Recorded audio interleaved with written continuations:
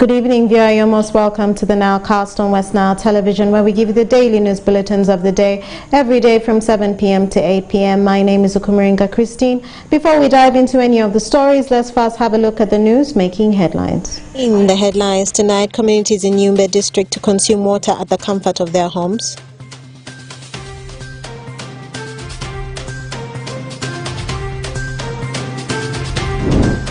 Police investigates 2 armed robberies of 2 betting centers in Arua City.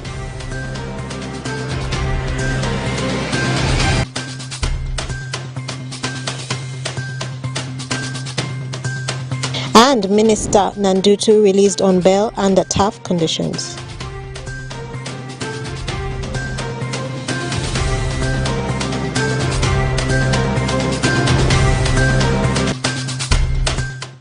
It's Thursday, the 4th of May, 2023, and you're most welcome to the Nilecast on Westnile television. Now let us dive into some of the stories of the evening. Arua City has registered 2 cases of aggravated robbery at the betting centers. One incident occurred on the 28th of April 2023 at Champion Betting Center in Nsambia, and another on the 1st of May 2023 at Premium Betting Center on Transport Road. It is alleged that in the two robberies, the 2 security guards were not armed but were put on gunpoint by the robbers inside the betting centers as the robbery commenced. The Westnile police spokesperson Josephine Anguchia is urging the managers of these betting centers to take up serious security measures like installation of CCTV cameras and putting not more than 1 security guard on duty. Let's have more on that story. Arua City has registered 2 cases of aggravated robbery at betting centers. The first incident occurred on 28th April 2023, that is at Champion Betting Center in Zambia within Arua City. Then the second one occurred on 1st May 2023 at Premier Betting Center at Transport Road within Arua City. However, with the first one, it so happened that at around 11:43 p.m. in the night of 28th April 2023, unidentified armed robber attacked Champion's Betting Center and robbed cash money of unspecified amount and shot 1 bullet to one called Adule Collins on the left-hand side of the waist, and Adule was later on rushed by police to Family Care Medical Center for treatment, and at least he survived death. He is still getting treatment. And immediately after getting information on the attack of Champions Betting Center in Zambia, police rushed to the scene, documented it, and rushed Adule Collins, who was shot by the robber, for treatment. And then from there, they opened a case of aggravated robbery, which they are still investigating under Arua Central Police Station Diary Reference 02 of 29th April 2023. No arrest has been made yet. However, a number of security observations were made for further improvement. Then, for this one of Transport Road, which occurred on 1st May 2023, at 11:40 p.m. in the night of 1st May 2023, 3 men and 1 masked woman, all wearing jungle boots, carrying rifles, made their way into the Premier Betting Center hall after turning off the lights and put everyone on gunpoint. So After getting the money, they made off with an unspecified amount of money and a mobile phone infinite type valued at 380,000 Ugandan shillings. So as police, we have advised that the managers of these betting centers should take up serious security measures to secure their centers. One of the ways is to increase the number of guards from 1 to 2. We have always advocated for double guards. We have advocated that people should avoid deploying individuals or single guards to guard such beats, because many times single guards end up being overpowered by the criminals, and so they may not do much, or they may not secure such a center properly. So we have advised the managers to make sure they deploy 2 guards, and the guards should be armed. They should be outside the betting rooms, and then they should also be conscious and vigilant all the time, knowing that anytime they can be attacked. And we should also know that where betting is taking place, there is money. There is money being collected for the transaction. And where money is being collected, expect evil things to happen. Expect robberies, expect thefts, expect thuggeries, expect so many things, criminal activities to be taking place in such centers, because money can attract anyone. Even anybody who comes for betting or who pretends to be coming for betting could be a spy to the robbers, a spy to thieves, a spy to thugs. So as they are inside there, they are busy spying, they are looking at the position of the security guards, they are looking at the number of the guards, they are assessing whether they have arms or not. So after assessing this, they simply call their colleagues to come and attack and rob. So let us try to avoid that.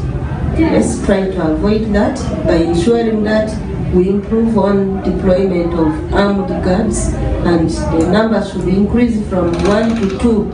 At least each center should have 2 armed guards, and then the guards should be vigilant all the time, knowing that they are guarding centers where there is a transaction involving money, and they can be attacked at any time of the day and of the night. So they have to be vigilant and conscious all the time, and be ready to defend where need be. Otherwise, they can become victims of such a circumstance. We are lucky that we didn't lose lives. In other extreme cases, they would have been killed as guards, then so many could have been injured. But we are grateful that we never lost life, and then the one who was injured in Zambia was treated. So we can really make improvement so as to prevent such from happening in future. And more in our stories for the evening. The State Minister for Northern Uganda, Honorable Quiltrin Grace Freedom, while touring the shillings 2.2 billion Adibo piped water scheme, explained that the project will spur economic development in the area. The piped water project being established under the Local Governance Excellency Fund implemented by UNCDF Local Development targets more than 10,000 households in Yumbe district and will be commenced next month. Emmanuel Agele reports more.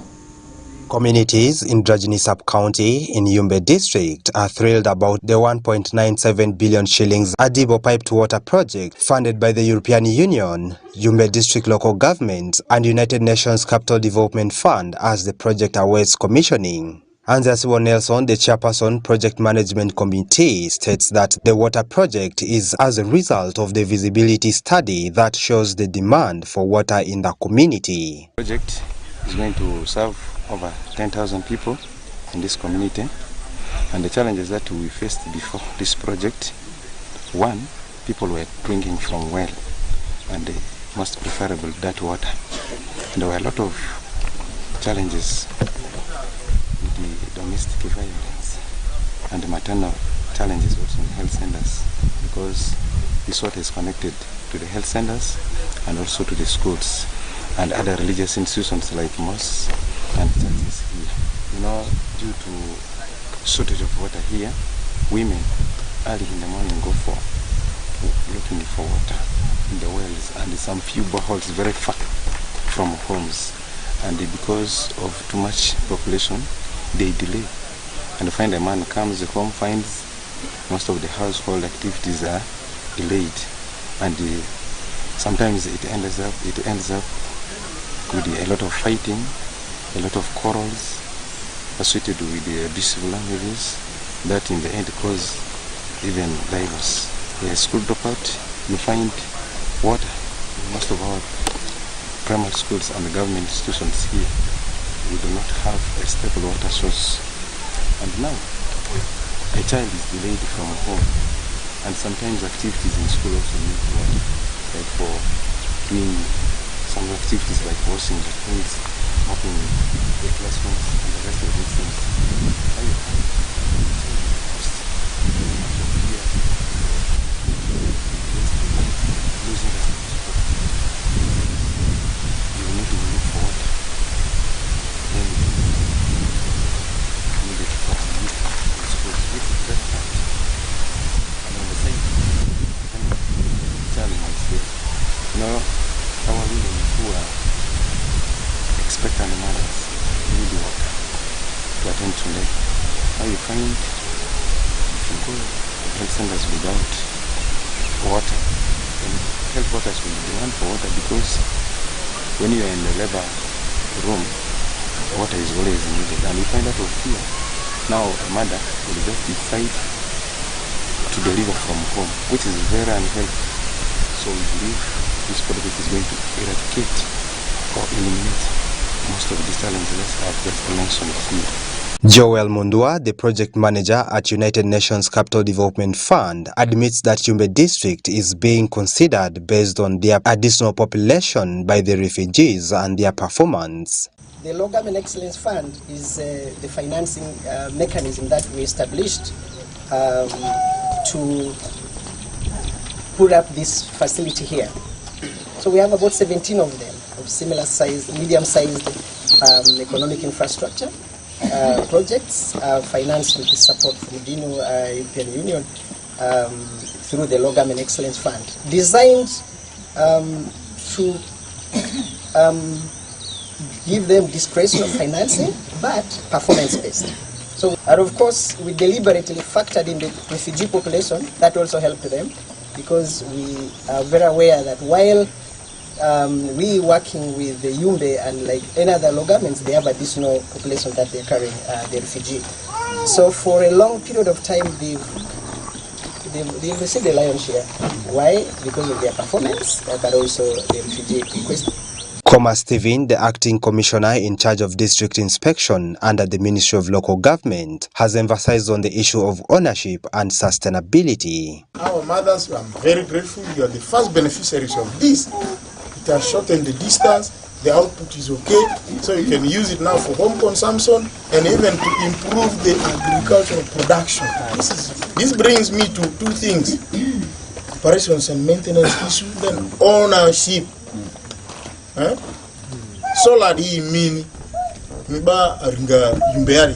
you have to protect this thing. The security wise you have to arrange, because you know good things like this, it also brings Satan comes into other people's head. So European Union voted so that are lapid. Then some people want to say, how can we get 2 or 3 to make other livelihood? So the way to protect this is now not Dinu's thing, it is yours. Don't expect OPM to say we are going to protect that. You be vigilant, protect this so that the output is good and it can be used to transform your life. Yumbe District Chairman Asiko Abdul Mutwali stretched the issue of extending the water for production as the rain seasons are unreliable. a plan that because of the prolonged spell of dry season in West Nile and particularly in Yumbe, you cannot only rely on rainfall for production. Our rainfall patterns have become very unreliable, and therefore when we think of production and only think about depending on rain, we are not going to do much. That is the reason we have prices, food prices in this region. Our staples food that we have in West Nile and in Yumbe is cassava. About 2 years ago, 1 bag of cassava would go at 98,000. But as I talk now, 1 bag of cassava goes at 200,000. This is a sign that there is crisis of food in Yumbe. And therefore, we need to invest in water for production so that we are able to address issues of food insecurity in the district. The State Minister for Northern Uganda, Honorable Grace Freedom Quinchuin, has called upon the community to gear their focus on other development activities as water is a sword deal. I'm very happy that this project will soon be completed in May, and we hope to come back to commission. I'm also happy that it is going to benefit over 10,000 people. And I'm also happy there is a strong management committee of the local community here. I am happy that they are very enthusiastic about the water project. That means there is some ownership actually created already in the community. So my message is, this is a big project and this is a lifelong project. The committee, the management committee should ensure that they protect this property. And they should ensure that there is sustainability, because after here, the consumers of the water will have to pay for operations and management. And my appeal to them is to sensitize the people to accept this project. That is the only way they can have it as a long life project and to the benefit of the community. The piped water project, awaiting handover by 21st of May, is being established under the Local Government Excellency Fund under the United Nations Capital Development Fund and is to benefit more than 1,000 households and community facilities like schools, mosques and health facilities. Emmanuel Agele, Westnile TV Nilecast.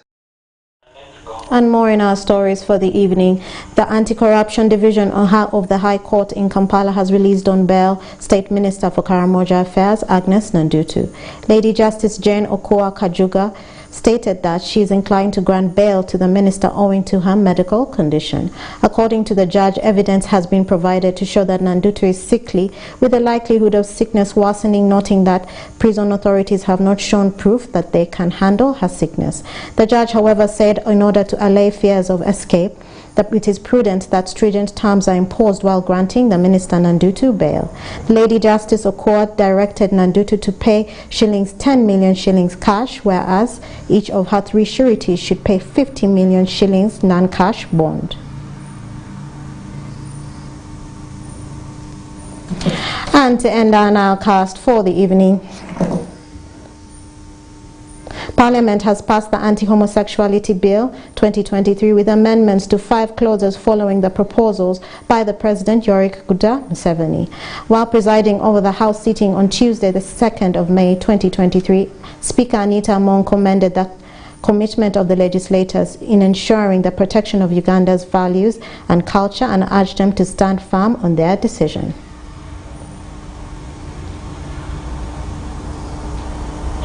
And with that story, viewer, we've come to the end of the Nilecast on Westnile Television. Thank you for being with us from the beginning of the Nilecast to the end of the Nilecast, only on Westnile Television. Please stay tuned to the rest of the subsequent programs that may follow. My name is Okumringa Christine. Have a good evening.